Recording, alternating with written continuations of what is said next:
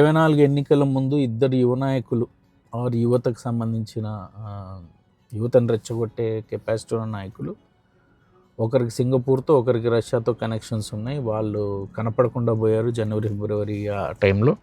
దాని తర్వాత ఎన్నికల రిజల్ట్స్ చూసాము. దేశం మొత్తం మీద 5 కోట్ల ఓట్లు అదనంగా లెక్కించారని వివిధ సంస్థలు చెప్తున్నాయి. హిండెన్బర్గ్ కూడా ఇంకొక బాంబు పేలుస్తాం ఇండియాలో, ఎలాంటిది ఒక పెద్ద బాంబు లాంటి న్యూస్ బయట రాబోతుందని చెప్తున్నారు. సో అది కూడా దానికోసం కూడా వెయిట్ చూస్తాం. కానీ ఇప్పటికి వరకు చెప్తున్నది ఏంటంటే 5-5.5 కోట్ల ఓట్లు అదనంగా లెక్కించారని. అందులో ఆంధ్రప్రదేశ్లోనే 50 లక్షలు, అంటే 10% అవకతవకలు ఆంధ్రప్రదేశ్ ఓట్ల లెక్కింపులోనే జరిగిందని చెప్తున్నారు. అది ముందు జరిగిన దానికి రిజల్ట్ ఎన్నికల్లో చూసాము. ఇప్పుడు మళ్ళీ వైసీపీ వాళ్ళు ఓట్లు మళ్ళీ తిరిగి లెక్కించమని చెప్పినప్పుడు మళ్ళీ ఆ సదరు నాయకుడు మళ్ళీ సింగపూర్ వెళ్ళాడని వినిపిస్తుంది. మరి ఇప్పుడు రీకౌంటింగ్గా మాక్ ఓటింగ్గా దాంట్లో రిజల్ట్స్ని బట్టి మరి అవి ఎలా జరిగిందన్నది తెలుస్తుంది.